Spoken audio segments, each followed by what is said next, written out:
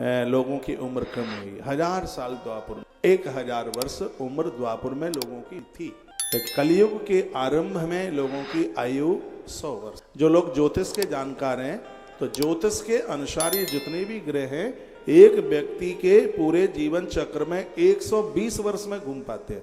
उन्हें 120 वर्ष, इस कलयुग की बात की, 120 साल यदि व्यक्ति ठीक से संयम के साथ जीवन जी ले तो आज के युग में भी व्यक्ति 100 साल जीवन जी सकता है।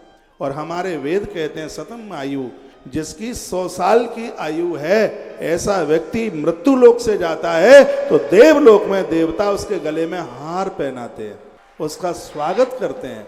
हमारे वेदों में श्री सूक्त पढ़ा जाता है तो उसमें आयुष का मंत्र है, उसमें ये कहा जाता है चलो धन की तो वृद्धि हो ही, एकदम 100 साल जियो, ऐसी हमारी वेद की ऋचाएं बोल। तो हम एक लंबी आयु जिए उसके लिए क्या करना होगा उसकी बात हमारे वेदों में कही गई। 3 चीजें अपनी परफेक्ट बढ़िया कर लीजिएगा।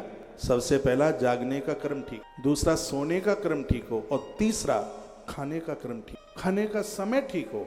और खाने का समय ठीक नहीं है, पेट फूलते हैं, पेट में गैस बनती है, दिक्कत होती है, परेशानी होती है।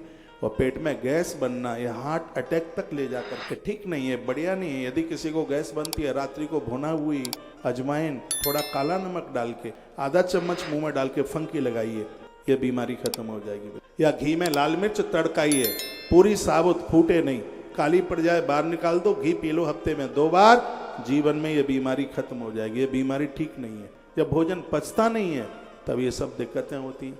इसलिए भोर में थोड़ा सा जल्दी जागिए।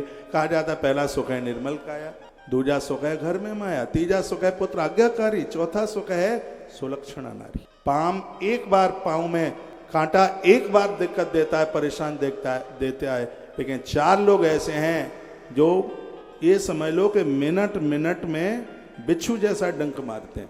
कौन कौन से हैं वो? राजा कंजूस, सेवा करने वाला मूर्ख, मित्र कपटी और पत्नी चरित्रहीन। ये 4 समान के 4 लोग ऐसे हैं, ये जिंदे होने पर भी मार डालते हैं।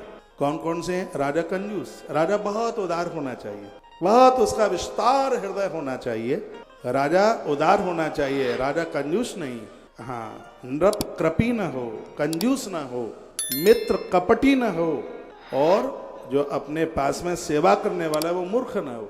अब उसको बोला जाए कि वो 1 गिलास पानी लेके आना, अब वो पूछे स्टील के गिलास में लाऊं या चांदी के में लाऊं, फिर उसको बोल दे कि चल स्टील के वो चांदी के में ले आ। तो फिर आप ये बताइए कि जो 8 दिन पहले खरीदा था धनतेरस में उसमें लाऊं या पहली धनतेरस में खरीदा था कि उसमें लाऊं।